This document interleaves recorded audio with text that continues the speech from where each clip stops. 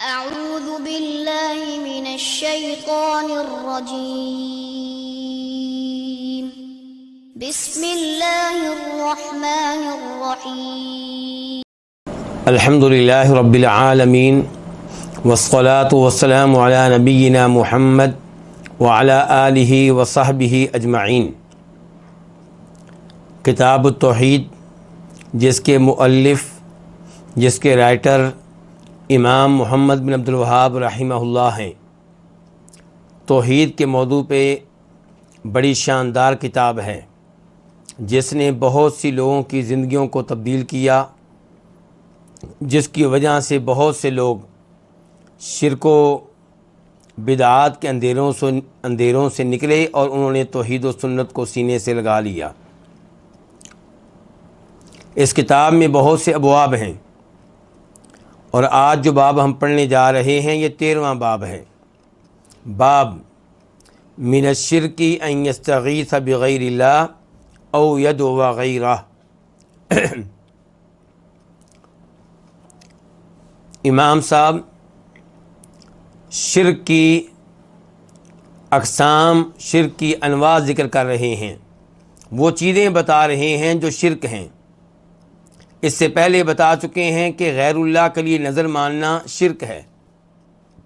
اس سے پہلے بتا چکے ہیں کہ غیر اللہ سے پناہ لینا شرک ہے، اور آج کے باب میں کہہ رہے ہیں من الشرک، شرک میں سے ہے، یہ من تبعیدیہ ہے، یعنی کہ شرک کی کئی شکلیں ہیں، شرک کی کئی صورتیں ہیں، ان میں سے ایک یہ ہے۔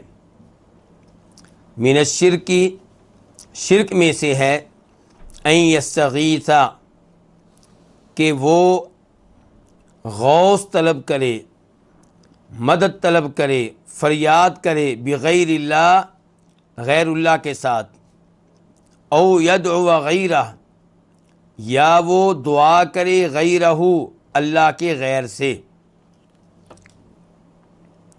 یہاں پہ پہلا سوال یہ اٹھے گا کہ دو الفاظ ذکر کیے امام صاحب نے، ان یستغیث اور یدعو، تو کیا فرق ہے استغاثہ میں اور دعا میں؟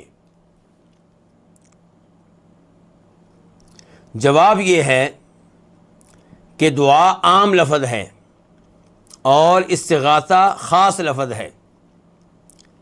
دعا اللہ رب العزت کو پکارنا کس کام کے لیے؟ کوئی بھی خیر مانگنے کے لیے، کوئی بھی خیر لینے کے لیے اللہ تعالیٰ کو پکارنا، یا کسی شر سے بچنے کے لیے اللہ تعالیٰ کو پکارنا، یہ کیا ہے؟ دعا۔ اور استغاثہ یہ ہے کہ جب آپ پہ کوئی مصیبت آئی ہو، کوئی بڑی پریشانی آئی ہو، تب آپ اللہ تعالیٰ کو پکاریں تاکہ وہ اس شدت کو ذیل کر دے، اس کا نام کیا ہے؟ استغاثہ۔ تو استغاثہ بھی دعا ہے، لیکن ہر دعا کو استغاثہ نہیں کہتے۔ استغاثہ اس دعا کو کہتے ہیں جو آپ اس موقع پہ کرتے ہیں جب آپ پھنسے ہوئے ہوں، کسی بڑی مصیبت میں مبتلا ہوں، کسی بہت بڑی پریشانی میں مبتلا ہوں، اور اللہ سے دعا کریں کہ اللہ اس پریشانی کو، اس شدت کو، اس مصیبت کو ذیل کر دے، تو یہ استغاثہ ہے۔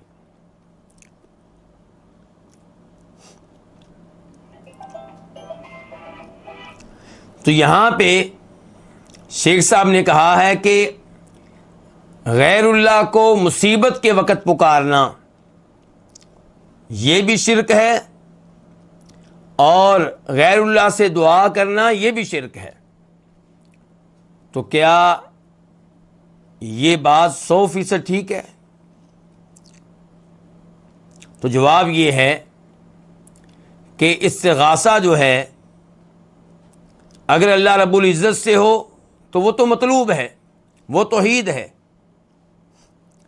جیسا کہ اللہ تعالیٰ فرماتے ہیں سورہ انفال میں، اذ تستغیثون ربکم، کہ جب بدر کی لڑائی تھی تم تھوڑی تعداد میں تھے، وہ زیادہ تعداد میں تھے، تم پریشان تھے، تم اپنے آپ کو مصیبت میں مبتلا سمجھ رہے تھے، تب تم نے اللہ سے رابطہ کیا، اللہ سے دعائیں کی کہ اللہ اس شدت کو ذیل کر دے۔ تو اگر اللہ رب العزت سے دعا کی جائے، اللہ تعالیٰ سے استغاثہ کیا جائے تو یہ عبادت ہے، یہ توحید ہے، یہ مطلوب ہے، اس پہ اجر و ثواب ملتا ہے۔ اور دوسرے نمبر پہ یہ ہے کہ آپ اللہ کے علاوہ کسی اور سے استغاثہ کریں، کسی اور سے فریاد کریں، کسی اور کو مصیبت کے موقع پہ پکاریں۔ تو اگر آپ پکارتے ہیں کسی مردہ کو، فوت شدہ کو، تو یہ استغاثہ کیا ہے؟ شرک ہے، کیونکہ آپ نے اللہ کی بجائے غیر اللہ کو پکارا ہے، اور غیر اللہ کو پکارا ہے جو کہ فوت ہو چکا ہے، جس کے بارے میں اللہ تعالیٰ کہتے ہیں کہ یہ تمہاری آواز کو سن نہیں سکتا، تمہاری حاجت کو پورا نہیں کر سکتا، تمہاری دعا سے، تمہاری پکار سے غافل ہے، بے خبر ہے، لا علم ہے۔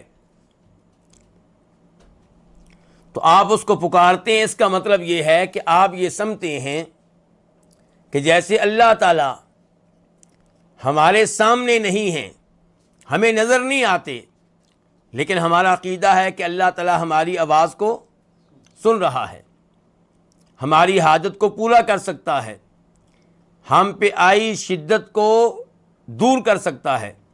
یہی کچھ آپ نے سمجھ لیا میت کے بارے میں، تو آپ نے میت کو اللہ تعالیٰ کے ساتھ ملا دیا، تو یہ کیا ہو گیا؟ یہ استغاثہ جو ہے یہ شرکیہ ہے۔ اور اگر آپ مصیبت کے وقت پکارتے ہیں اسے جو زندہ ہے لیکن موجود نہیں ہے، اور کسی سبب کے بغیر پکار رہے ہیں، جیسے اللہ کو پکارا جاتا ہے بغیر سبب کے، جب ہم اللہ کو پکارتے ہیں تو کیا ہم موبائل پکڑتے ہیں؟ کیا کوئی ایسی چیز ہے، کوئی تار وغیرہ، کوئی کمپیوٹر، کوئی ایسی چیز پکڑتے ہوں کہ یہ آواز میری اللہ تک پہنچائے گی؟ نہیں، ہم بغیر سبب کے اللہ کو پکارتے ہیں، اور عقیدہ ہے کہ اللہ ہمیں دیکھ رہا ہے، ہماری آواز کو سن رہا ہے، اور ہماری مصیبت کو زائل کرنے پہ قادر ہے۔ تو اگر آپ کسی زندہ کو، لیکن جو غائب ہے، بغیر سبب کے پکارتے ہیں، بغیر وسیلے کے پکارتے ہیں، ان کے موبائل کے بغیر، اس قسم کے وسیلے کے بغیر، اور آپ یہ سمجھتے ہیں کہ وہ آپ کی آواز سنتا ہے، آپ کے حالات کو جانتا ہے، مصیبت دور کرنے پہ وہ قادر ہے، تو اس کا مطلب یہ ہے کہ آپ اسے اللہ کی طرح سمجھ رہے ہیں، تو یہ بھی کیا ہو گیا؟ استغاثہ شرکیہ ہو گیا۔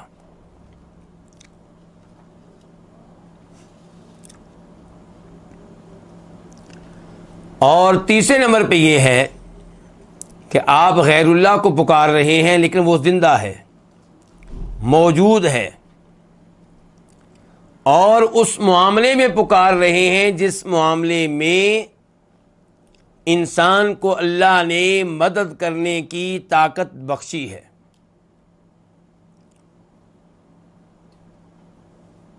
تو اس میں انشاءاللہ کوئی حرج نہیں ہے، بلکہ یہ قرآن سے ثابت ہے۔ کوئی یہ نہ کہے کہ تم یہ سارے فرق اپنی طرف سے کرتے ہو، یہ قرآن سے ثابت ہے۔ سورہ قصص آیت نمبر 15،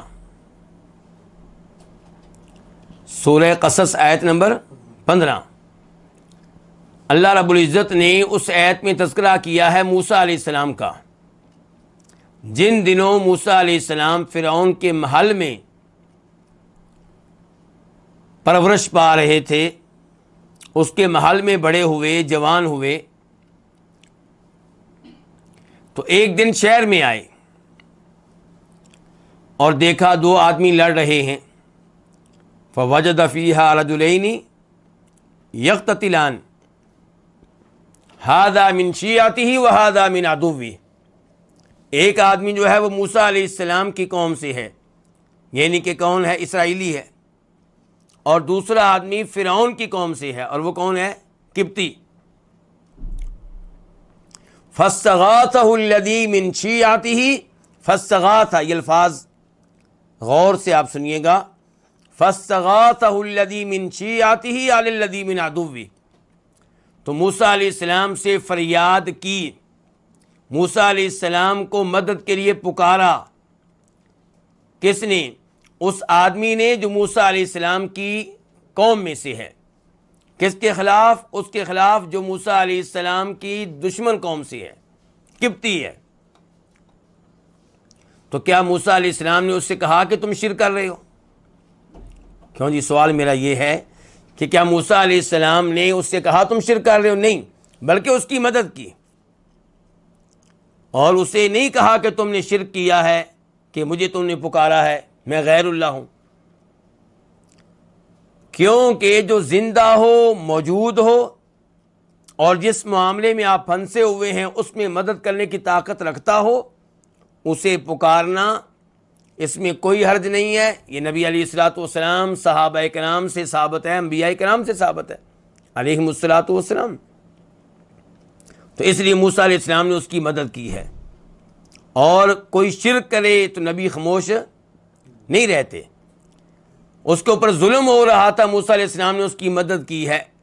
اگر اس کے الفاظ شرکیہ ہوتے تو موسیٰ علیہ السلام اس معاملے میں بھی اس کی مدد کرتے، شرک سے نکالنے میں اس کی مدد کرتے، توحید کی طرف لانے میں اس کی مدد کرتے۔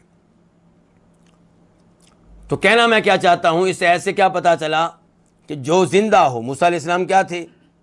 زندہ اور موجود تھے، اور طاقت رکھتے تھے کہ ایک آدمی پہ ظلم ہو رہا ہے، ظالم سے اس کو چھڑائیں، طاقت رکھتے تھے۔ تو ان سے مدد مانگی، انہوں نے مدد کی ہے، اور اس کا تذکرہ قرآن میں آیا ہے۔ قرآن نے اس کو غلط قرار نہیں دیا۔ اس کا مطلب یہ ہے کہ یہ استغاثہ بالکل ٹھیک ہے، اس میں کوئی حرج نہیں ہے۔ آپ دیکھیں پھر باب کی طرف، من الشرک، شرک میں سے ہے، ان یستغیث بغیر اللہ، کہ کوئی فریاد کرے کس سے؟ غیر اللہ سے، او یدعو غیرہ، یا غیر اللہ سے دعا کرے، غیر اللہ کو پکارے۔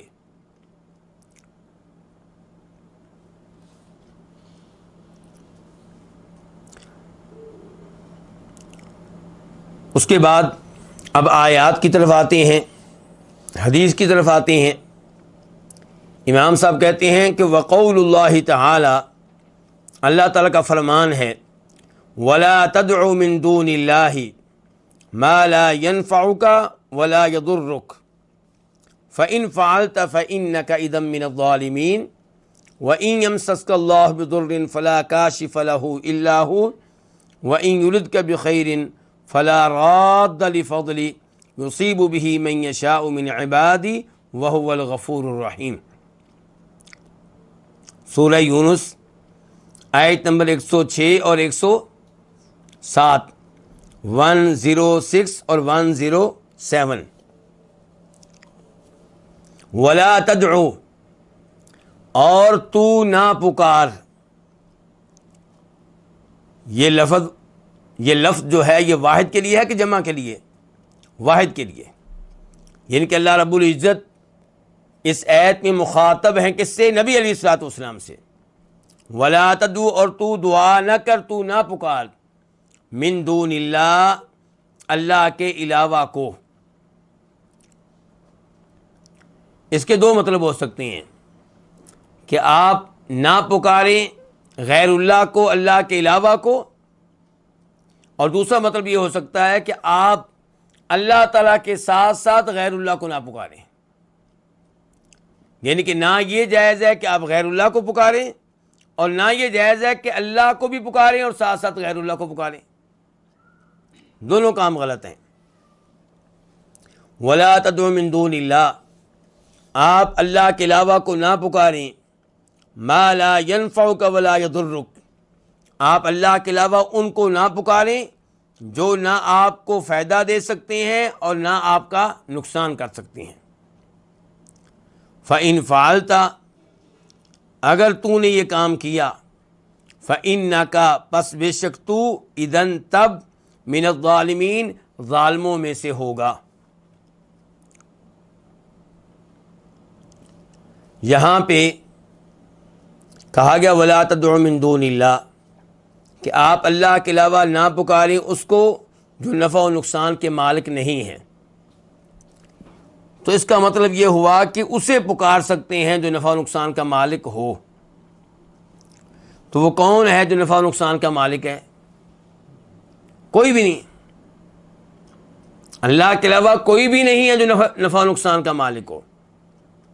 یہاں پہ اللہ نے کہا ہے کہ آپ اسے نہ پکاریں جو نفع و نقصان کا مالک نہیں ہے. اس کا یہ مطلب نہیں ہے کہ دو طرح کے ہیں وہ جو اللہ کے علاوہ ہیں، ایک وہ جو نفع و نقصان کے مالک ہیں اور ایک وہ جو نفع و نقصان کے مالک نہیں ہیں. تو چنانچہ آپ ان کو چھوڑ دیں جو نفع و نقصان کے مالک نہیں ہیں اور ان کو پکاریں جو نفع و نقصان کے مالک ہیں. نہیں، یہاں پہ یہ بیان کرنا مقصود ہے کہ اللہ کے علاوہ جس کو بھی پکاریں گے وہ نفع و نقصان کا مالک نہیں ہے. آپ کا اسے پکارنا فضول ہے، غلط ہے، یہ مراد ہے.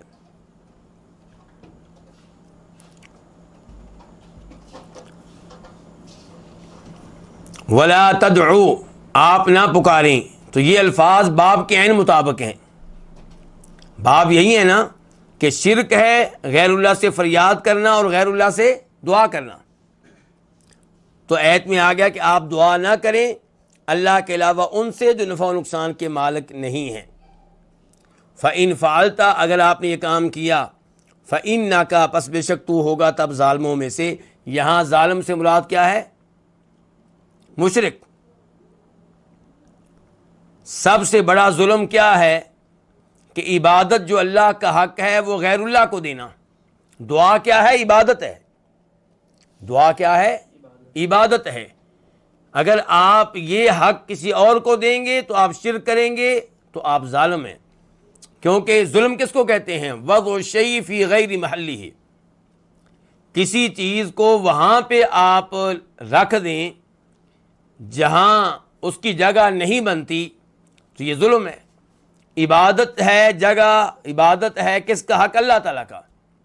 جب آپ یہ مخلوق کو دیں گے جو خالق نہیں ہیں، جو مالک نہیں ہیں، جو رازق نہیں ہیں بلکہ خود محتاج ہیں، اور جو پہلے نہیں تھے پھر اللہ نے ان کو پیدا کیا، کل کو پھر فوت ہو جائیں گے، جب آپ ان کو عبادت جیسا عظیم حق دیں گے تو آپ اللہ تعالیٰ کے ساتھ شرک کریں گے. اور قرآن کریم میں اللہ تعالیٰ کیا کہتے ہیں؟ ان الشرک لظلم عظیم. یہ سورہ لقمان آیت نمبر 13 کہ بے شک شرک جو ہے یہ ظلم عظیم ہے. اور یہاں پہ بھی اللہ تعالیٰ نے کہا فَإِن فَعَلْتَ، اگر آپ یہ کام کریں گے تو بے شک آپ اس وقت ظالموں میں سے ہوں گے. یہاں سوال پیدا ہوتا ہے کہ کیا نبی علیہ الصلوۃ والسلام کی طرف سے کوئی ایسا خطرہ تھا کہ آپ نعوذ باللہ اللہ کے ساتھ کسی اور کو شریک کریں گے، کسی اور کو پکاریں گے؟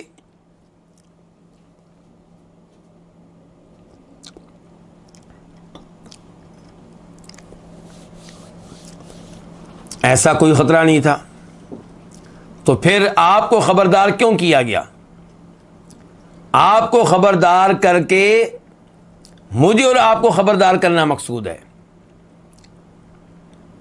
یہ وہی اسلوب ہے، وہی انداز ہے جو اللہ تعالیٰ نے سورہ زمر میں اختیار کیا ہے کہ وَلَقَدْ أُوحِيَ إِلَيْكَ وَإِلَى الَّذِينَ مِن قَبْلِكَ لَئِنْ أَشْرَكْتَ لَيَحْبَطَنَّ عَمَلُكَ وَلَتَكُونَنَّ مِنَ الْخَاسِرِينَ، کہ اے نبی علیہ الصلوۃ والسلام آپ کی طرف بھی وحی کی گئی ہے اور آپ سے پہلے لوگوں کی طرف بھی وحی کی گئی تھی. کیا؟ کہ اگر آپ نے شرک کیا تو آپ کے بھی سب اعمال ضائع ہو جائیں گے اور آپ خسارہ پانے والوں میں سے ہو جائیں گے. تو نبی علیہ الصلوۃ والسلام کی طرف سے شرک کا کوئی خطرہ نہیں ہے، کوئی امکان نہیں ہے، لیکن آپ کو مخاطب کر کے دوسروں کو وارننگ دے دی گئی کہ شرک کرنے والا کوئی بھی ہو لحاظ نہیں ہوگا. اللہ تعالیٰ نے سورہ انعام میں 18 کے قریب انبیاء کرام علیہم الصلوۃ والسلام کا تذکرہ کیا اور کہا کہ وَلَوْ أَشْرَكُوا لَحَبِطَ عَنْهُمْ مَا كَانُوا يَعْمَلُونَ، کہ اگر یہ بھی شرک کرتے تو ان کے بھی سب اعمال ضائع ہو جاتے. تو یہ ہمیں وارننگ دینے میں مبالغہ ہے تاکہ ہم لوگ خبردار ہو جائیں. وَإِن يَمْسَسْكَ اللَّهُ بِضُرٍّ فَلَا كَاشِفَ لَهُ إِلَّا هُوَ، اور اگر اللہ تعالیٰ آپ کو کوئی نقصان پہنچائے، فَلَا كَاشِفَ لَهُ، تو اسے نہیں دور کرنے والا الا ہو، مگر وہی، کون؟ اللہ تعالیٰ۔ اللہ جب نقصان پہنچائے تو انسان پھر کس حالت میں ہوگا؟ مصیبت میں، پریشانی میں۔ اب جب انسان اللہ کو پکارے گا تو یہ کیا ہے؟ یہ کون سی دعا ہے؟ استغاثہ۔ یہ دعا کی اقسام میں سے کون سی قسم ہوئی؟ استغاثہ۔ یعنی کہ اللہ تعالیٰ اگر آپ کو کوئی نقصان پہنچائے اور آپ اللہ سے دعا کریں، فریاد کریں، تو اس مصیبت کو، اس پریشانی کو اللہ کے علاوہ دور کرنے والا کوئی نہیں ہے۔ فلا کاشفہ، کاشف نکرہ ہے اور اس سے پہلے لا آیا ہے نفی کے لیے، تو یہ اس سے فائدہ ملتا ہے کہ اس کا عموم کا، کہ اللہ کے علاوہ کوئی بھی نہیں ہے جو اللہ کی طرف سے آئی ہوئی مصیبت کو دور کر سکے۔ کوئی نبی، کوئی فرشتہ، کوئی جن، کوئی ولی، کوئی شہید، کوئی بھی نہیں کچھ کر سکتا۔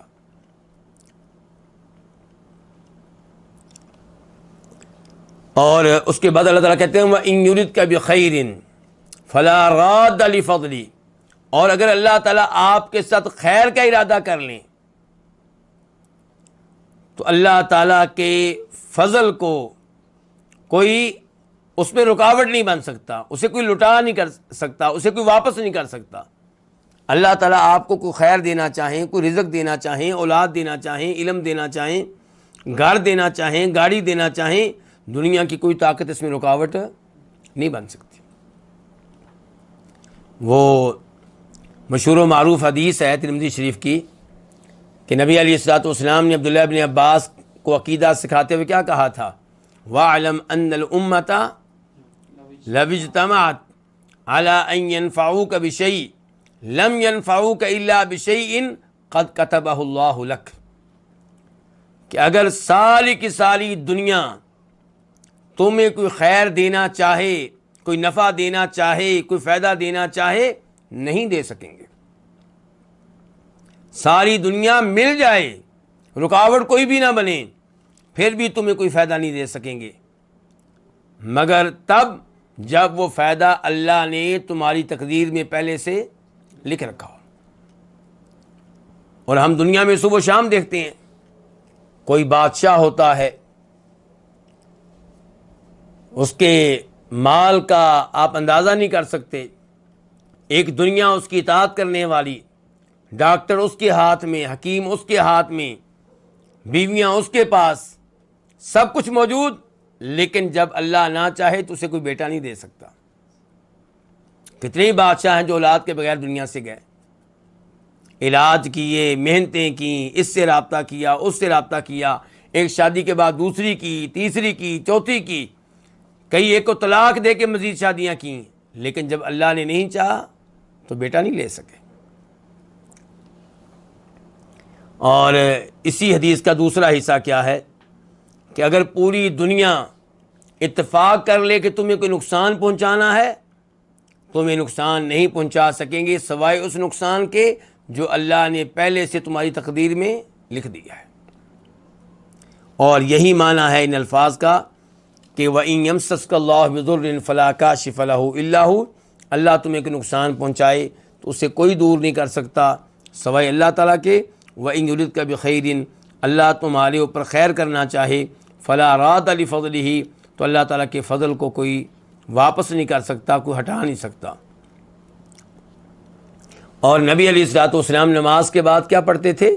اللہم لا مانع لما اعطیت، اے اللہ جو تو دے اس میں کوئی رکاوٹ نہیں بن سکتا، ولا معطی لما منعت، اور جو تو نہ دے کوئی دے نہیں سکتا۔ تو یہ ہے سورہ یونس، اور اس کی یہ دو آیتیں ہیں، ان کا تعلق باب کے ساتھ بالکل واضح ہے۔ اس میں دعا کا تذکرہ بھی آ گیا کہ دعا جب بھی کرنی ہے اللہ تعالیٰ سے کرنی ہے، غیر اللہ سے نہیں کرنی، اور استغاثہ بھی اس میں آ گیا کہ مصیبتوں کو دور کرنے والا صرف ایک اللہ ہے۔ اس کا مطلب یہ ہے کہ فریاد اسی سے کرنی چاہیے، کسی اور سے نہیں۔ اس کے بعد سورہ عنکبوت آیت نمبر 17 وَقَوْلُهُ فَابْتَغُوا عِنْدَ اللَّهِ رِزْقًا وَاعْبُدُوهُ، اور ان الفاظ سے پہلے کون سے الفاظ ہیں کہ ان الذین تعبدون من دون اللہ، ان الذین تعبدون من دون اللہ لا یملکون لکم رزقا فابتغوا عند اللہ رزقا واعبدوہ واشکروا لہ، کہ بے شک وہ جن کی تم عبادت کرتے ہو اللہ تعالیٰ کے علاوہ، اور یہاں پہ کیا کہا گیا ہے؟ الذین تعبدون من دون اللہ، تو الذین جو ہے یہ بتوں کے لیے نہیں ہے، یہ بے جان معبودوں کے لیے نہیں ہے، یہ پہلے نمبر پہ کن کے لیے ہے؟ عقلاء کے لیے، یعنی کہ وہ فرشتے جن کی تم اللہ کے علاوہ عبادت کرتے ہو، وہ نبی جن کی تم اللہ کے علاوہ عبادت کرتے ہو، وہ جن کی تم اللہ کے علاوہ عبادت کرتے ہو، وہ ولی جن کی تم اللہ کے علاوہ عبادت کرتے ہو، اور پھر اس کے نیچے بت بھی آ جائیں گے من باب تغلیب۔ تو جن کی تم عبادت کرتے ہو اللہ تعالیٰ کے علاوہ، لا یملکون، لا یملکون یہ الفاظ بھی کس کے لیے ہیں؟ جمع مذکر حاضر کے لیے، کہ وہ مالک نہیں ہے تمہارے لیے رزقاً، کسی قسم کے رزق کے، تمہیں کسی قسم کا رزق نہیں دے سکتے۔ یہاں رزق سے مراد کون سا رزق ہے؟ گندم کا کہ چاولوں کا؟ بتانا چاہتا ہوں رزق کا لفظ بڑا عام ہے، ہمارے ذہنوں میں رزق سے مراد صرف کھانے پینے کی چیزیں آتی ہیں، جبکہ لباس بھی رزق ہے، اولاد بھی رزق ہے، گھر بھی رزق ہے، گاڑی بھی رزق ہے۔ تو فرمایا یہ تمہیں تمہارے لیے کسی قسم کے رزق کے مالک نہیں ہیں، تو جب یہ رزق کے مالک نہیں ہیں تو پھر ان سے رزق کے لیے دعا کرنا کیا ہوگا؟ غلط ہوگا۔ رزق کے لیے ان سے دعا کرنا کیا ہوگا؟ غلط ہوگا، جب وہ مالک ہی نہیں ہے۔ تو پھر دعا کس سے کریں؟ اللہ نے کہا فابتغوا عند اللہ رزقا، رزق طلب کرو کس کے ہاں؟ اللہ ہی کے ہاں، اللہ ہی کے ہاں۔ یہ ہی کس کا معنی میں کر رہا ہوں؟ عربی زبان کی ترتیب کا تقاضا یہ تھا کہ الرزق پہلے ہوتا، عند اللہ بعد میں ہوتا، یعنی کہ فابتغوا الرزق عند اللہ، تم رزق طلب کرو اللہ تعالیٰ کے ہاں، لیکن عند اللہ جس کا حق تھا کہ اسے بعد میں لایا جائے، اسے جب پہلے لایا گیا تو اس سے معنی پیدا ہوا کس کا؟ حصر کا۔ تو اب معنی کیا ہے کہ تم طلب کرو اللہ ہی کے پاس الرزق، رزق کو۔ رزق دینے والا ایک اللہ ہے، اللہ کے علاوہ کوئی نہیں ہے، اولاد دینے والا، صحت دینے والا، مال دینے والا، کھانے پینے کی چیزیں دینے والا، عزت دینے والا، علم دینے والا ایک اللہ ہے۔ تو اللہ سے رزق طلب کرو، تو اللہ سے رزق طلب کریں گے تو اس کو کیا کہا جائے گا؟ دعا۔ تو یہ اس کا تعلق ہو گیا ہمارے باب سے کہ دعا کس سے کرنی ہے؟ اللہ سے، اور غیر اللہ سے نہیں کرنی، کیونکہ اللہ نے بتا دیا وہ رزق کے مالک نہیں ہے۔ وَاعْبُدُوهُ، اور اسی کی عبادت کرو، وَاشْكُرُوا لَهُ، اور اسی کا شکر ادا کرو، کس پہ؟ ان نعمتوں پہ جو تمہیں وہ دیتا ہے۔ شکر جو ہے وہ تین طرح سے ادا ہوتا ہے۔ نمبر ایک، دل کے ذریعے۔ دل کے ذریعے شکر کیسے ہوگا جی؟ دل میں یہ بات رکھنا کہ یہ نعمت مجھے کس نے دی ہے؟ اللہ نے دی ہے، اور یہ اللہ کا میرے اوپر انعام ہے، اللہ کا میرے اوپر احسان ہے۔ اور دوسرے نمبر پہ شکر ادا ہوگا کس کے ذریعے؟ زبان کے ذریعے۔ زبان کے ذریعے آپ لوگوں کو بتائیں گے کہ اللہ نے یہ دیا، میں اس قابل نہیں تھا، اللہ نے گاڑی دی ہے، میں تو فقیر آدمی ہوں، اللہ نے علم دیا ہے ورنہ میں تو گاؤں کا رہنے والا ہوں، میری کیا حیثیت ہے؟ اللہ تعالیٰ کہتے ہیں وَأَمَّا بِنِعْمَةِ رَبِّكَ فَحَدِّثْ، اپنے رب کی نعمتیں بیان کریں۔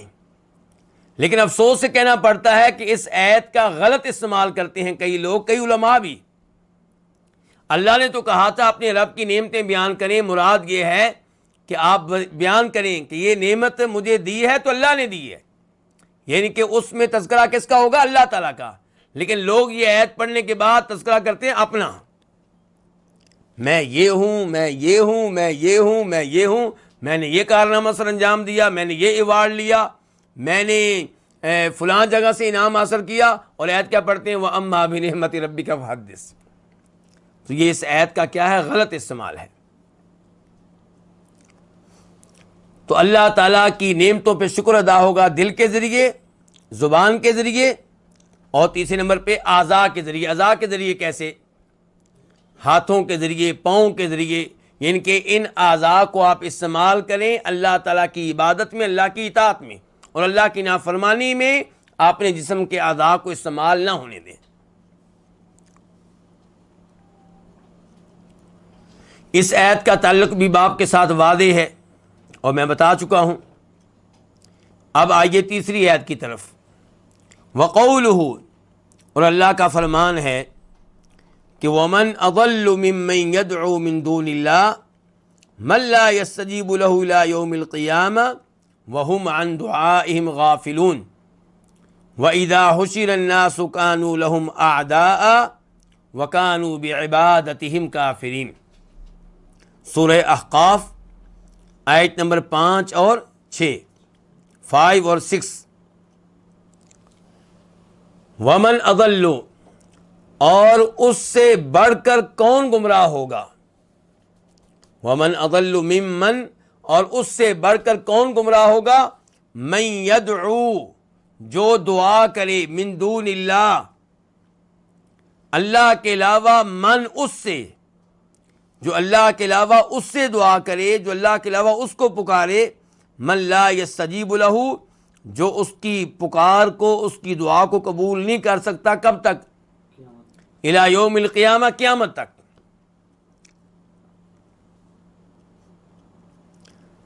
اللہ تعالی نے بتا دیا کہ جو غیر اللہ سے دعا کرے اس سے بڑا گمراہ کوئی نہیں ہے۔ تو اس سے پتا چلا کہ گمراہی کون سی ہے؟ شرک، کیونکہ اللہ تعالیٰ کہہ رہے ہیں اس سے بڑا کوئی گمراہ نہیں ہے۔ آپ اس سے اندازہ لگائیں کہ غیر اللہ کو پکارنا کتنا بڑا جرم ہے، اور ہمارے کلمہ پڑھنے والے لوگ کتنی جرأت اور جسارت کے ساتھ غیر اللہ کو پکارتے ہیں، یا رسول اللہ مدد، یا علی مدد، یا حسین مدد، یا شیخ عبد القادر جیلانی شیعاً للہ، کوئی معین الدین اجمیری رحمہ اللہ کو پکار رہا ہے، اور کوئی بدوی کو پکار رہا ہے، کوئی آل بیت کو پکار رہا ہے، کوئی صحابہ کرام کو، کوئی انبیاء کرام علیہم الصلوۃ والسلام کو، کوئی شہداء کو، اور اللہ تعالیٰ کے ہاں کوئی رعایت نہیں ہے۔ جب آپ اللہ کو چھوڑ کے کسی اور کو پکاریں گے، کسی اور سے دعا کریں گے، وہ کوئی بھی ہو، اللہ کو کسی کی بھی شراکت پسند نہیں ہے۔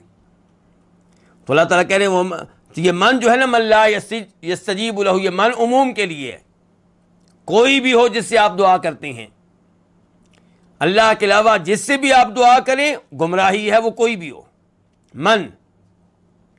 اور من کا پہلا استعمال جو ہے وہ عقل کے اوپر ہوتا ہے کہ غیر عقل کے اوپر؟ عقل کے اوپر، یعنی کہ وہ جن کو اللہ نے عقل دے رکھی ہے، انسان، جن، فرشتے۔ جیسے ماں کا استعمال ہوتا ہے کن کے لیے؟ غیر ذوی العقول کے لیے، ان چیزوں کے لیے جن میں عقل نہیں ہے۔ ماں کا استعمال آپ کریں گے بھینس کے اوپر، گائے کے اوپر، گاڑی کے اوپر، ایسی دیگر چیزوں کے اوپر۔ تو اللہ نے یہاں من کا استعمال کیا ہے، اس کا مطلب یہ ہے کہ یہ صرف بتوں کے لیے نہیں ہے۔ پہلے نمبر پہ یہ آیت ان کے لیے ہے جو انہیں پکارتے ہیں، جو صاحب عقل ہیں، جو عیسیٰ علیہ السلام کو پکارتے ہیں، جو کسی اور نبی کو پکارتے ہیں، جو کسی ولی کو پکارتے ہیں۔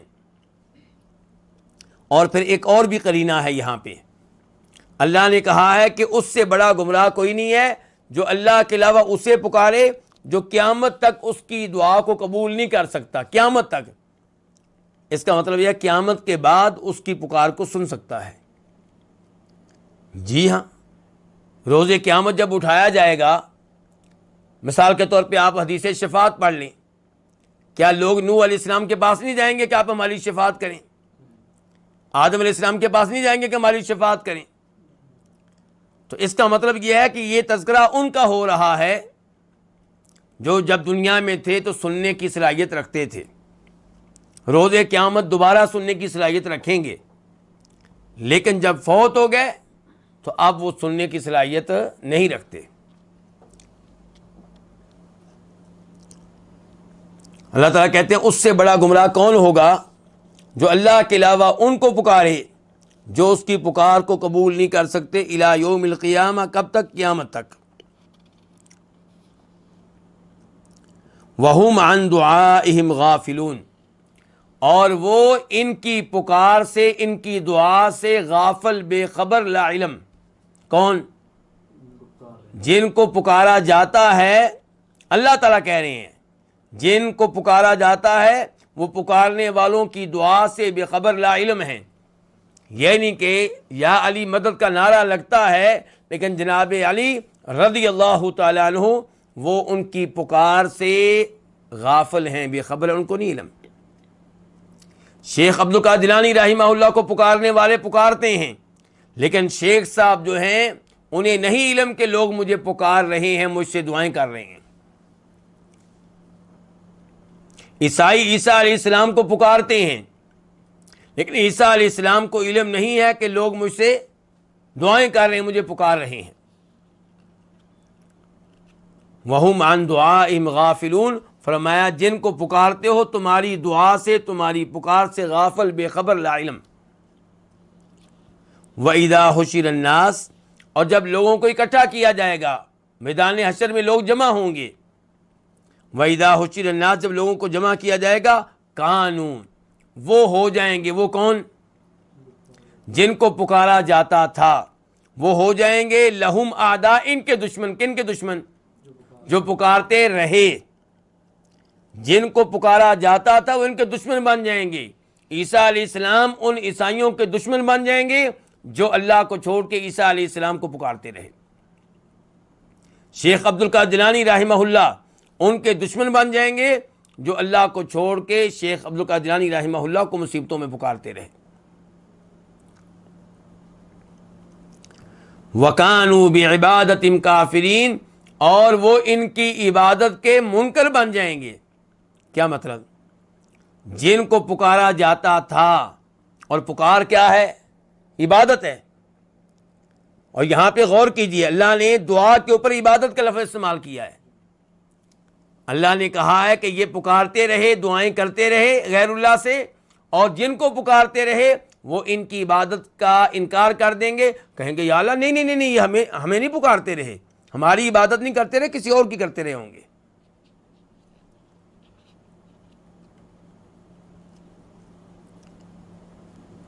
تو یہ دو آیتیں بھی واضح ہیں باب کے ساتھ تعلق رکھنے کے اعتبار سے۔ باب یہ تھا کہ غیر اللہ سے دعا کرنا کیا ہے؟ شرک ہے، اور یہاں پہ اللہ نے کہا ہے کہ جو غیر اللہ سے دعا کرے، اللہ کو چھوڑ کے ان سے دعا کرے جو قیامت تک اس کی دعا کا جواب نہیں دے سکتے، اس سے بڑا گمراہ کوئی نہیں ہے۔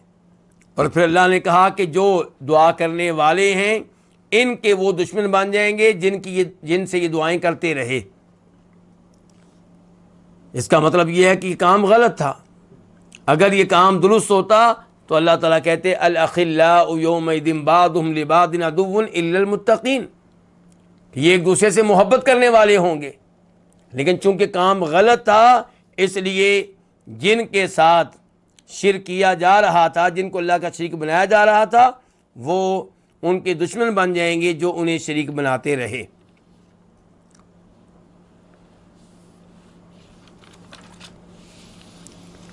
اور اس کے بعد وقولہ، اللہ تعالیٰ کا یہ بھی فرمان ہے امن یجیب المضطر اذا دعاہ یکشف السوء، سورہ نمل آیت نمبر 62 امن یجیب المضطر،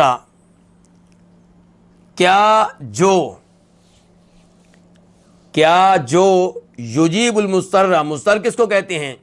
لاچار، انتہائی مجبور، مصیبت میں پھنسا ہوا، کیا جو لاچار کی دعا کو قبول کرتا ہے، اور وہ کون ہے؟ اللہ تعالیٰ. کیا جو لاچار کی دعا کو قبول کرتا ہے، اذا دعاہ، جب بھی وہ اس سے دعا کرے، وَيَكْشِفُ السُّوءَ، اور اس کی مصیبت کو، تکلیف کو دور کرتا ہے، وَيَجْعَلُكُمْ خُلَفَاءَ الْأَرْضِ، اور تمہیں زمین میں خلیفہ، جانشین بناتا ہے. آگے کیا جی؟ تو یہاں پہ ایک لفظ مقدر ہوگا، پوشیدہ ہوگا. کیا؟ مثال کے طور پہ کمن لا یجیب، کمن لیس کذالک، یعنی کہ وہ جو لاچار کی دعائیں قبول کرتا ہے جب اس سے دعائیں کی جائیں، اور مصیبتوں کو دور کرتا ہے، رفع کرتا ہے، اور انسانوں کو زمین میں خلافت دیتا ہے، کیا یہ اس کی طرح ہو سکتا ہے جو یہ کام نہیں کرتا؟ کیا یہ دونوں برابر ہو سکتے ہیں؟ نہیں ہو سکتے. پھر کیسے تم انہیں اللہ کا شریک بنا دیتے ہو جو تمہاری دعائیں قبول نہیں کر سکتے، تمہاری مصیبت کو دور نہیں کر سکتے، جن کا انسان کو زمین پہ خلافت دینے میں کوئی کردار نہیں ہے، انہیں تم اللہ کا شریک کیسے بنا دیتے ہو؟ اِلٰہٌ مع اللہ، کیا اللہ تعالیٰ کے ساتھ ساتھ کوئی اور بھی معبود ہے؟ یعنی کہ نہیں ہے. تو اس آیت کا کیا تعلق ہے جی ہمارے باب سے؟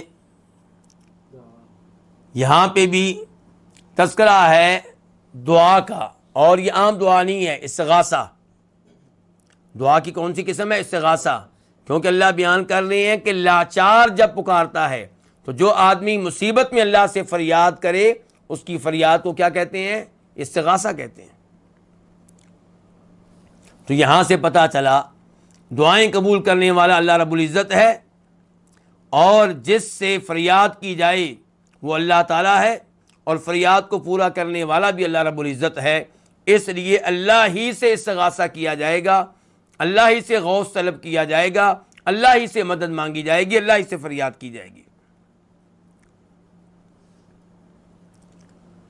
وَرَوَى الطَّبَرَانِيُّ بِإِسْنَادِهِ، امام طبرانی روایت کرتے ہیں اپنی سند کے ساتھ، انہ کان فی زمن النبی صلی اللہ علیہ وسلم منافق، کہ نبی علیہ الصلوۃ والسلام کے زمانے میں ایک منافق تھا، یؤذی المؤمنین، جو مومنوں کو تنگ کرتا تھا، تکلیفیں دیتا تھا، اذیت دیتا تھا. فقال بعضهم، تو ان میں سے کسی نے کہا، کن میں سے؟ صحابہ کرام میں سے کسی نے کہا. یہ کون ہے؟ کچھ روایات سے پتہ چلتا ہے کہ اس سے مراد ابو بکر صدیق رضی اللہ عنہ ہیں. تو ان میں سے کسی نے کہا قوموا بنا، آؤ ہم چلیں، نستغیث برسول اللہ صلی اللہ علیہ وسلم، ہم مدد طلب کریں، فریاد کریں، کس سے؟ اللہ کے رسول صلی اللہ علیہ وسلم سے، من ھذا المنافق، اس منافق سے جان چھڑانے کے لیے، اس منافق کے شر سے بچنے کے لیے اللہ کے رسول علیہ الصلوۃ والسلام سے غوث طلب کریں، آپ سے مدد طلب کریں، آپ سے فریاد کریں. فقال النبی صلی اللہ علیہ وسلم، تو نبی علیہ الصلوۃ والسلام نے کہا انہ لا یستغاث بی، کہ بے شک مجھ سے غوث طلب نہیں کی جائے گی، مجھ سے فریاد نہیں کی جائے گی. وَإِنَّمَا يُسْتَغَاثُ بِاللَّهِ، سوائے اس کے نہیں غوث طلب کی جائے گی اللہ رب العزت سے، سوائے اس کے نہیں فریاد کی جائے گی صرف اللہ رب العزت سے. تو اس حدیث کو امام طبرانی نے روایت کیا ہے. اب سند کے لحاظ سے یہ حدیث کیسی ہے؟ سند کے لحاظ سے اس حدیث پہ کلام ہے، بہت سے علماء کرام نے اس کو ضعیف قرار دیا ہے اور کہا ہے کہ یہ اللہ کے رسول علیہ الصلوۃ والسلام سے ثابت نہیں ہے.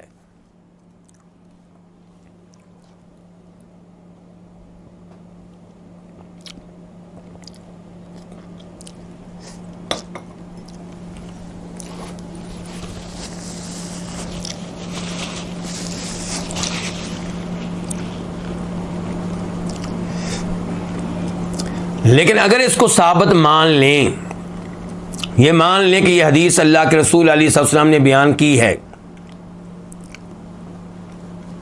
تو پھر آپ اس حدیث کے بارے میں کیا کہیں گے؟ کیا اللہ کے رسول علیہ السلام زندہ نہیں تھے؟ موجود نہیں تھے؟ زندہ تھے، موجود تھے۔ صحابہ کرام نے آپ سے فریاد کی، تو آپ نے کیوں کہا کہ فریاد مجھ سے نہیں کی جائے گی بلکہ اللہ تعالیٰ سے کی جائے گی؟ موسیٰ علیہ السلام سے فریاد کی گئی تو انہوں نے اس آدمی کی مدد کی جس نے ان سے فریاد کی تھی۔ جی یہ آپ سے سوال ہے میرا، آپ میرے پاس موجود ہیں ماشاءاللہ، آپ نے جواب دینا ہے اب۔ تو موسیٰ علیہ السلام کی استغاثہ سے نہ وہ شاید یہ نہ ہو، یہ استغاثہ کچھ اور قسم کی ہے منافع ادھر موجود نہیں ہوگا۔ جی منافع ادھر موجود نہیں ہوگا۔ جی منافق تو موجود نہیں، لیکن اللہ کے نبی تو موجود ہیں۔ نبی علیہ السلام اپنی ذات کا انتقام نہیں لیا کرتے۔ تو یہاں پہ یہ کہا جائے گا کہ یہ نبی علیہ الصلوۃ والسلام کا ادب ہے اللہ تعالیٰ کے ساتھ کہ آپ براہ راست اللہ تعالیٰ سے فریاد کریں، یہی افضل ہے، یہی بہتر ہے، بجائے اس کے کہ آپ لوگ مجھ سے فریاد کریں۔ ورنہ نبی علیہ الصلوۃ والسلام سے اس معاملے میں فریاد کرنا غلط نہیں ہے، کیونکہ آپ زندہ تھے، موجود تھے، اور آپ سے مدد مانگی جا رہی تھی اس معاملے میں جس معاملے میں مدد کرنے کی آپ طاقت رکھتے تھے۔ منافق کو پکڑ کے سزا دینا آپ کے لیے مشکل نہیں تھا۔ یہ کیا ہے؟ آپ کا ادب، اور یہ ادب آپ سکھا رہے ہیں کن کو؟ صحابہ کرام کو۔ دوسرے نمبر پہ یہ کہا گیا ہے کہ نبی علیہ السلام زندہ تھے، موجود تھے، لیکن جس معاملے میں مدد مانگی جا رہی تھی اس معاملے میں مدد کرنے کی طاقت آپ کے پاس نہیں تھی۔ آپ سے مطالبہ کیا جا رہا تھا اس منافق کو قتل کرنے کا، جبکہ آپ کو منافقین کو قتل کرنے سے منع کیا گیا تھا۔ تو گویا کہ آپ کہہ رہے ہیں کہ یہ کام میرے بس میں نہیں ہے، میرے اختیار میں نہیں ہے، تو اس معاملے میں مجھ سے مدد نہ مانگو بلکہ براہ راست کس سے مدد مانگو؟ اللہ تعالیٰ سے مدد مانگو۔ تو اس حدیث کے بارے میں اب تین باتیں ہو گئیں۔ پہلے نمبر پہ یہ کہ یہ حدیث نبی علیہ السلام سے ثابت نہیں ہے۔ دوسرے نمبر پہ اگر ہم اس کو صحیح حدیث مان لیں تو پھر یہ کہا جائے گا کہ آپ سے صحابہ کرام کا اس معاملے میں مدد مانگنا، فریاد کرنا غلط نہیں تھا، لیکن آپ نے بتایا کہ افضل کیا ہے، بہتر کیا ہے، ادب کیا ہے کہ براہ راست اللہ رب العزت سے مدد مانگے۔ اور تیسرے نمبر پہ یہ کہیں گے کہ آپ زندہ تھے، موجود تھے، لیکن اس معاملے میں مدد کرنے کی طاقت آپ نہیں رکھتے تھے کیونکہ آپ کو منافقین کو قتل کرنے سے منع کر دیا گیا تھا۔ تو اس لیے آپ نے کہا کہ میں اس معاملے میں مدد نہیں کر سکتا، مدد کس سے مانگو؟ اللہ رب العزت سے مانگو۔ یہ حدیث جو ہے مسند احمد میں بھی آئی ہے، اور وہاں پہ اس کا نمبر ہے 22,706 22706 22706، اور وہاں پہ یہ ہے کہ صحابہ کرام نے کہا کہ آؤ اللہ کے نبی کے پاس جاتے ہیں صلی اللہ علیہ وسلم اور آپ سے مدد مانگتے ہیں اس مسئلے میں، یعنی کہ نستغیث برسول اللہ۔ تو اس کے بعد وہاں پہ یہ الفاظ ہیں کہ لا یقام لی انما یقام للہ، یہ والے الفاظ نہیں ہیں کہ لا یستغاث بی انما یستغاث باللہ۔ تو بہرحال تین باتیں میں بتا چکا ہوں اس حدیث کے تعلق سے۔ اب آتے ہیں مسائل کی طرف جو ہمیں اس باب کی آیات اور اس باب کی حدیث سے اور خود ترجمۃ الباب سے معلوم ہوتے ہیں۔ الاولی، پہلا مسئلہ، ان عطف الدعاء علی الاستغاثہ من عطف العام علی الخاص، کہ دعا کا استغاثہ پہ عطف عام کے خاص پہ عطف کی قبیل میں سے ہے۔ آپ طالب علم ہیں، مجھے امید ہے کہ آپ تو یہ بات سمجھ گئے ہوں گے۔ آپ باب کے اوپر غور کریں، باب کیا تھا کہ من الشرک ان یستغیث بغیر اللہ او یدعو غیرہ، کہ شرک ہے غیر اللہ سے استغاثہ کرنا، فریاد کرنا، او یدعو غیرہ یا غیر اللہ سے دعا کرنا، یعنی کہ دو چیزیں ذکر کی گئی، نمبر ایک استغاثہ، نمبر دو دعا۔ تو سوال پیدا ہوا کہ دو چیزیں کیوں ذکر کی گئی ہیں، ان میں فرق کیا ہے؟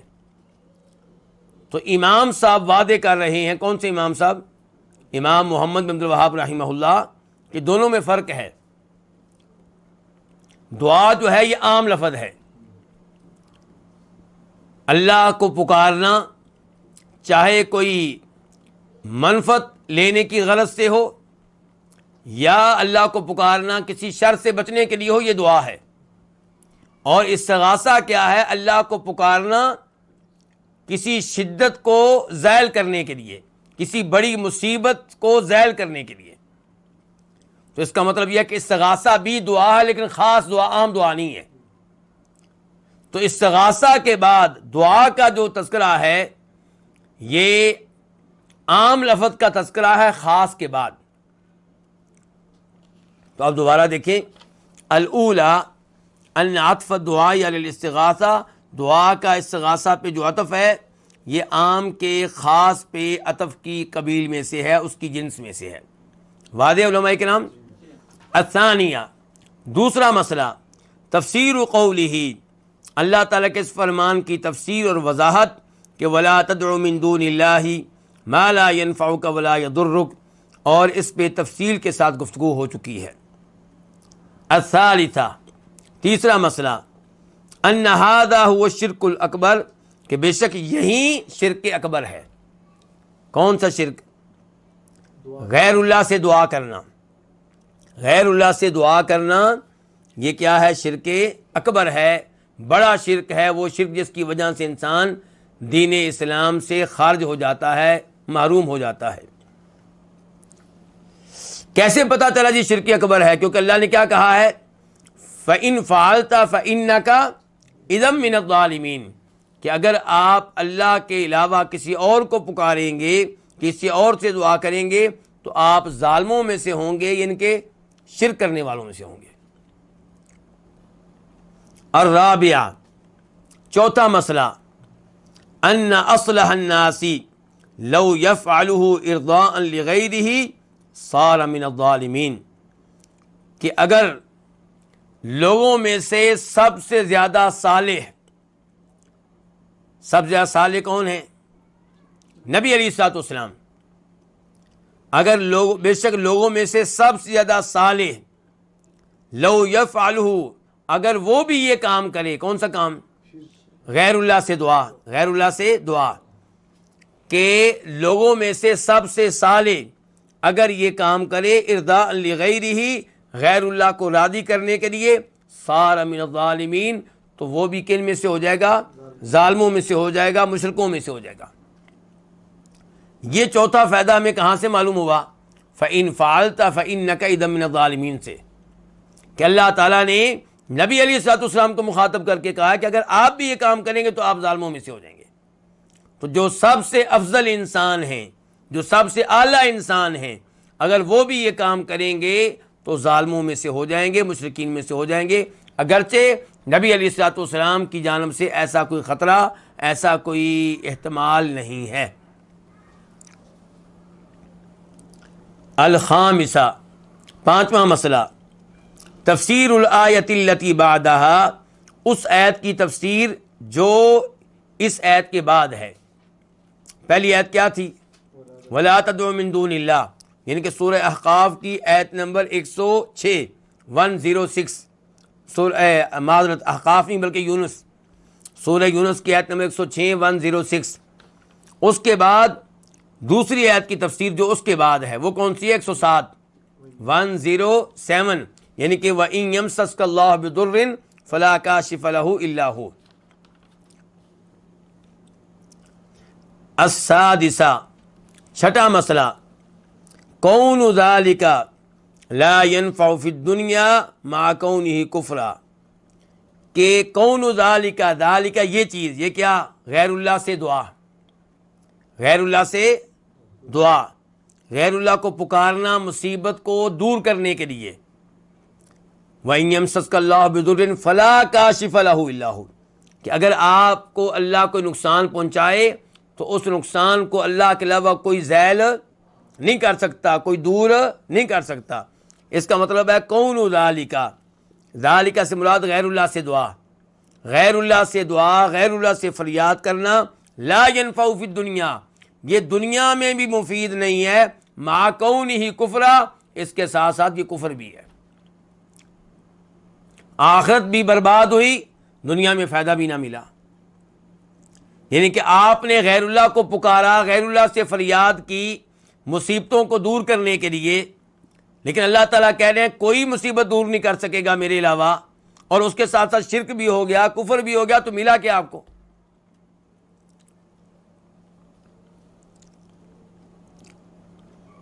السابعہ، ساتواں مسئلہ، تفسیر الآیت الثالثہ، تیسری آیت کی تفسیر، وہ کون سی ہے جی؟ فابتغوا عند اللہ الرزق واعبدوہ، سورہ عنکبوت آیت نمبر 17-17۔ الثامنہ، آٹھواں مسئلہ، ان طلب الرزق لا ينبغی الا من اللہ، کہ رزق طلب کرنا، رزق مانگنا، یہ نہیں ہونا چاہیے مگر کس سے؟ اللہ تعالیٰ سے۔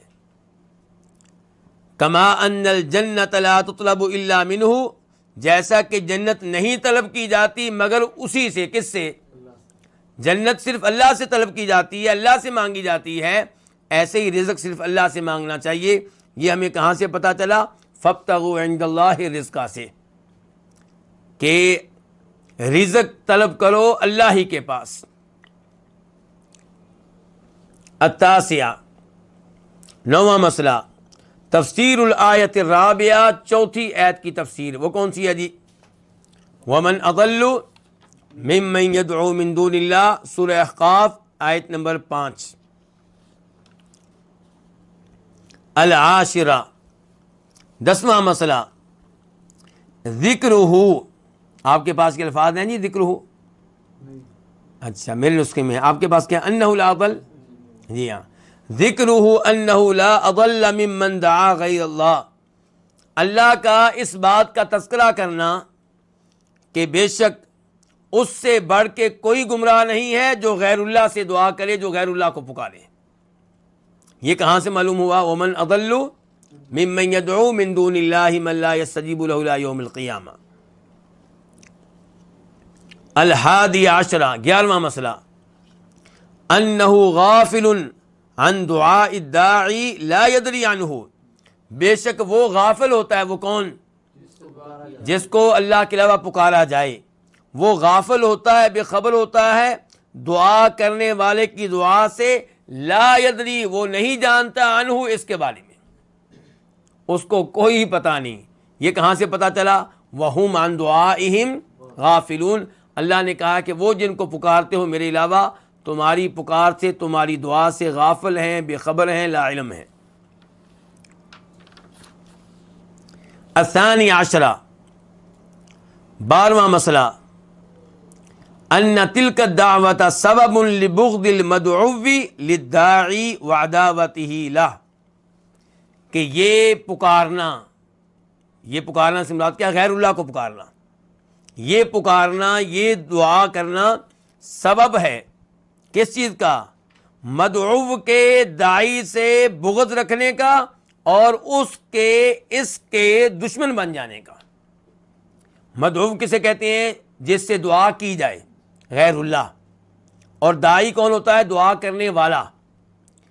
تو 12واں مسئلہ یہ ہے کہ جب آپ غیر اللہ کو پکارتے ہیں تو نتیجہ یہ نکلے گا کہ یہ غیر اللہ روز قیامت اس سے بغض رکھے گا، اس سے نفرت رکھے گا جو اس کو پکارتا رہا، اس سے دعائیں کرتا رہا، اس کے نام پہ بکرے ذبح کرتا رہا، اس کے نام پہ منتیں مانتا رہا، اور آج جس کے اوپر امیدیں لگائی تھی وہ دشمن بن چکا ہے۔ یہ کہاں سے پتہ چلا؟ وَإِذَا حُشِرَ النَّاسُ كَانُوا لَهُمْ أَعْدَاءَ۔ اللہ تعالیٰ کہتے ہیں کہ جب لوگوں کو جمع کیا جائے گا، روزے قیامت اکٹھا کیا جائے گا، تو کانوں، وہ جن کو پکارا جاتا تھا، لہم اعداء، وہ ان کے دشمن بن جائیں گے، یعنی کہ جو ان کو پکارتے رہے ان کے دشمن۔ تو دیکھیں 12واں مسئلہ کیا ہے کہ ان تلک الدعویٰ، کہ یہ جو دعا ہے یعنی غیر اللہ سے دعا، سبب ہے لبغض المدعو، مدعو جس کو پکارا جائے، غیر اللہ یعنی کہ مدعو کے داعی سے بغض کا، داعی دعا کرنے والا، وعداوتہ، اور اس کے دشمن ہونے کا، عداوتہ اس کے، کس کے؟ مدعو کے، مدعو کے دشمن ہونے کا، لہو اس کے، کس کے؟ داعی کے۔ الثالث عشرہ، 13واں مسئلہ، تسمیۃ تلک الدعوۃ عبادۃ للمدعو، اس دعا کو، کون سی دعا کو؟ جو غیر اللہ سے کی جائے، اس دعا کو مدعو کی عبادت قرار دینا، تسمیہ یعنی کہ اس کا نام رکھنا، یعنی کہ جب آپ غیر اللہ سے دعا کرتے ہیں تو قرآن غیر اللہ سے دعا کو غیر اللہ کی عبادت قرار دے رہا ہے۔ یہ کہاں سے پتہ چلا؟ وَكَانُوا بِعِبَادَتِهِمْ كَافِرِينَ۔ اللہ تعالیٰ کہہ رہے ہیں کہ وہ جن کو پکارا جاتا تھا، وہ پکارنے والوں کی عبادت کا انکار کر دیں گے۔ تو اللہ تعالیٰ نے غیر اللہ کی دعا کو کیا قرار دیا ہے؟ عبادت۔ اس کا نام کیا رکھا؟ عبادت۔ الرابع عشرہ، 14واں مسئلہ، کفر المدعو بتلک العبادہ، مدعو یعنی کہ جس کو پکارا جاتا تھا غیر اللہ، غیر اللہ کا اس عبادت سے انکار کر دینا۔ وہ کہے گا میری کوئی عبادت نہیں کی گئی۔ یہاں دعائیں کرنے والے، ان کے نام پہ بکرے ذبح کرنے والے، ان پہ امیدیں لگائے ہوئے ہیں، اور وہ اس بات کو ماننے سے انکار کر دیں گے، کیونکہ وہ غافلت، ان کو پتہ ہی نہیں کہ ہمارے ساتھ یہ ہوتا رہا ہے۔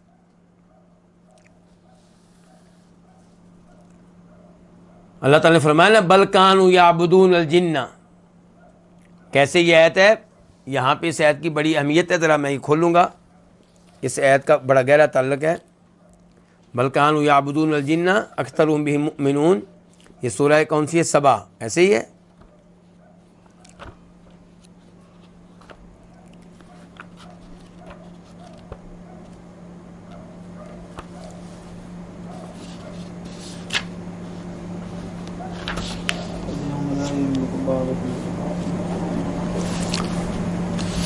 اس آیت کا بڑا گہرا تعلق ہے یہاں پہ۔ ہاں یہ دیکھیں، سورہ سبا آیت نمبر 40 اور 41، یعنی کہ 14 اور اس کے بعد کی آیت 40 اور 41 آیت۔ وَيَوْمَ يَحْشُرُهُمْ جَمِيعًا، جس دن اللہ تعالیٰ ان سب کو اکٹھا کرے گا، ثُمَّ يَقُولُ لِلْمَلَائِكَةِ، پھر اللہ تعالیٰ فرشتوں سے کہے گا، أَهَٰؤُلَاءِ إِيَّاكُمْ كَانُوا يَعْبُدُونَ، کیا یہ لوگ تمہاری عبادت کرتے تھے؟ قَالُوا سُبْحَانَكَ، فرشتے آگے سے کہیں گے یا اللہ تو پاک ہے، أَنْتَ وَلِيُّنَا مِن دُونِهِمْ، تو ہمارا ولی ہے، تو ہمارا دوست ہے، ان سے ہمارا کوئی تعلق نہیں۔ بل کانوا یعبدون الجن، یا اللہ یہ ہماری نہیں، جنوں کی عبادت کرتے رہے ہوں گے۔ اکثرهم بهم مؤمنون، ان میں سے اکثر کا ایمان جنوں کے اوپر تھا، شیطانوں کے اوپر تھا۔ اب یہ فرشتوں کی عبادت کرتے رہے، اور اللہ تعالیٰ عبادت کرنے والوں کے سامنے فرشتوں سے سوال کریں گے ان کو ذلیل کرنے کے لیے، کہ ان کو عبادت کرنے والوں کو، کیا فرشتوں یہ تمہاری عبادت کرتے رہے؟ وہ کہیں گے نہیں نہیں نہیں یا اللہ، یہ جنوں کی عبادت کرتے رہے ہوں گے۔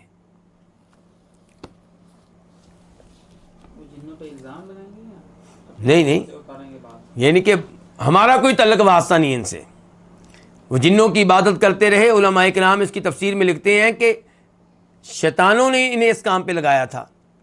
اگر یہ ہماری عبادت فرشتوں کی کرتے بھی رہے ہیں تو ہم نے تو مطالبہ نہیں کیا تھا۔ اس لائن پہ، اس راستے پہ کنہوں نے لگایا تھا؟ شیطانوں نے، جنوں نے۔ تو یہ عبادت ان کی ہوئی، اطاعت ان کی ہوئی، ہماری نہ ہوئی۔ الخامس عشرہ، 15واں مسئلہ، ان هذه الامور هي سبب كونه اضل الناس، یہی امور سبب ہیں اس آدمی کے لوگوں میں سے سب سے زیادہ گمراہ ہونے کے۔ کون سے امور؟ یعنی کہ وہ غیر اللہ سے دعا کرتا رہا، اور غیر اللہ وہ کہ من لا یستجیب لہ الی یوم القیامہ، جو قیامت تک اس کی پکار کا جواب ہی نہ دے۔ تو جو قیامت تک آپ کی پکار کا جواب نہ دے، آپ کی حاجت کو پورا نہ کرے، اس کو پکارنا، اس سے بڑی گمراہی کیا ہوگی؟ نمبر 2 سبب، وَهُمْ عَنْ دُعَائِهِمْ غَافِلُونَ، کہ آپ اس کو پکارتے رہے جو آپ کی پکار سے غافل، بے خبر۔ پہلے یہ تھا کہ جواب نہیں دیا، اب دوسرا یہ ہے کہ جواب دینا دور کی بات، اس کو پتہ ہی نہیں۔ تو آپ اس کو پکارتے رہیں پوری زندگی جو آپ کی پکار سے غافل اور بے خبر ہے، اس سے بڑی گمراہی کیا ہوگی؟ تیسرے نمبر پہ، آپ اس کو پکارتے رہیں جو روز قیامت آپ کا دشمن بن جائے، اس سے بڑی گمراہی کیا ہوگی؟ چوتھے نمبر پہ، آپ اس کو پکارتے رہیں جو روز قیامت آپ کی پکار کو، آپ کی دعا کو ماننے سے انکار کر دے، اس سے بڑی گمراہی کیا ہوگی؟ تو یہ کہہ رہے ہیں امام صاحب، ان ھذی الامور ہی، یہی امور سبب ہیں کونہ اضل الناس، اس آدمی کے لوگوں میں سے سب سے زیادہ گمراہ ہونے کے۔ کس آدمی کے؟ جو غیر اللہ سے دعائیں کرتا رہا۔ آپ ذرا جاگتے رہا کریں نا، جو غیر اللہ سے دعائیں کرتا رہا۔ السادس عشرہ، 16واں مسئلہ، تفسیر الآیت الخامسہ، 5ویں آیت کی تفسیر۔ وہ کون سی ہے جی؟ امن یجیب المضطر اذا دعاہ۔ السابع عشرہ، 17واں مسئلہ، الامر العجیب، ایک عجیب و غریب معاملہ۔ وہ کیا جی؟ وہو اقرار عبدۃ الاوثان، کہ بتوں کی عبادت کرنے والوں کا اقرار کرنا، اعتراف کرنا، یہ بات مان لینا کہ انہ لا یجیب المضطر الا اللہ، کہ بے شک اللہ کے علاوہ لاچار کی دعا کو کوئی بھی قبول نہیں کرتا۔ وَلِأَجْلِ هَذَا يَدْعُونَهُ، اسی لیے وہ اللہ ہی کو پکارتے ہیں، فی الشدائد، کب؟ مشکلات میں، مصائب میں، مخلصین لہ الدین، اللہ کے لیے خالص کرتے ہوئے عبادت کو، دعا کو۔ ان کی کتنی عجیب بات ہے کہ بت بناتے ہیں، بتوں کے نام پہ بکرے ذبح کرتے ہیں، بتوں کو سجدے کرتے ہیں، بتوں کو رکوع کرتے ہیں، لیکن جب مصیبتیں آتی ہیں تب کس کو پکارتے ہیں؟ صرف ایک اللہ کو۔ تو عجیب بات ہوئی کہ نہ ہوئی؟ تو یہ مسئلہ کہاں سے معلوم ہوا؟ اسی ایسے امن یجیب المضطر اذا دعاہ، کہ یہ سوال کیا جا رہا ہے نا، یا کون ہے جو لاچار کی دعا کو قبول کرتا ہے اور اس سے مصیبتوں کو دور کرتا ہے اور تمہیں زمین میں خلیفہ بناتا ہے، یا یہ کیا اس کی طرح ہو سکتا ہے جو ایسا نہ کرے؟ جواب کیا کہ بالکل نہیں ہو سکتا۔ اللہ نے جواب ذکر نہیں کیا، کیوں؟ کیونکہ جواب پتہ ہے کہ وہ یہی جواب دیں گے، اس کے علاوہ انہوں کو اور جواب دینا ہی نہیں۔ وہ مانتے ہیں کہ اللہ ہی ہے سب کچھ۔ اور فَإِذَا رَكِبُوا فِي الْفُلْكِ دَعَوُا اللَّهَ مُخْلِصِينَ لَهُ الدِّينَ، کہ جب کشتی میں بیٹھتے ہیں، طوفان آتا ہے، کشتی ڈوبنے لگتی ہے، صرف ایک اللہ کو پکارتے ہیں۔ آگے فَلَمَّا نَجَّاهُمْ إِلَى الْبَرِّ إِذَا هُمْ يُشْرِكُونَ، جب سمندر سے باہر آتے ہیں، کشتی سے اترتے ہیں، پھر اللہ تعالیٰ کے ساتھ اوروں کو بھی شریک کر لیتے ہیں۔ تو یہ عجیب معاملہ ہے۔ الامر العجیب، عجیب معاملہ، وہو، اور وہ یہ کہ اقرار عبدۃ الاوثان، بتوں کی عبادت کرنے والوں کا اقرار کرنا، مان لینا اس بات کو کہ انہ لا یجیب المضطر الا اللہ، کہ اللہ کے علاوہ کوئی نہیں ہے جو لاچار کی دعا کو قبول کرے۔ وَلِأَجْلِ هَذَا، اور اسی لیے یدعونہ، اللہ کو پکارتے ہیں، فی الشدائد، مصائب میں، مخلصین لہ الدین، اس کے لیے عبادت کو خالص کرتے ہوئے۔ الثامن عشرہ، 18واں مسئلہ، حمایت المصطفیٰ، نبی علیہ الصلوۃ والسلام کا حفاظت کرنا۔ حمایہ کا معنی کیا؟ حفاظت کرنا۔ کس کی؟ ہمت توحیدی، توحید کے گلشن کی۔ حما کا معنی کیا کرتے ہیں؟ چراگاہ، مراد کیا؟ باغ، گلشن۔ توحید کا جو باغ ہے اس کی حفاظت کو کس نے کی ہے؟ اللہ کے نبی نے۔ والتأدب، اور آپ کا وتأدب مع اللہ، اور آپ کا اللہ تعالیٰ کے ساتھ اللہ تعالیٰ کا ادب کرنا۔ یہ مسئلہ کہاں سے معلوم ہوا ہے؟ حدیث سے۔ یعنی کہ آپ نے، حالانکہ صحابہ کرام کا آپ سے مدد مانگنا منافق سے کہ شر سے بچنے کے لیے، یہ شرک نہیں ہے، یہ شرک نہیں ہے، لیکن آپ نے اس پہ بھی انکار کیا۔ کیوں؟ کہ کل کو ہو سکتا ہے یہ راستہ بن جائے شرک کی طرف جانے کا، جب میں فوت ہو جاؤں تو پھر بھی لوگ آ کے مجھ سے ایسے ہی مدد طلب کرتے رہیں، فریاد کرتے رہیں، تو شرک کا ایک دروازہ کھل جائے گا۔ اور ویسے بھی ادب کہ آپ اللہ ہی سے مدد طلب کریں بجائے اس کے کہ نبی علیہ السلام سے مدد طلب کریں، چاہے آپ زندہ تھے اس وقت، چاہے موجود تھے۔ تو یہ ہے آخری مسئلہ۔ اللہ رب العزت سے دعا ہے کہ اللہ تعالیٰ ہمیں توحید کے یہ مسائل سمجھنے کی اور بیان کرنے کی، لوگوں تک پہنچانے کی توفیق عنایت فرمائے۔ وآخر دعوانا الحمد للہ رب العالمین۔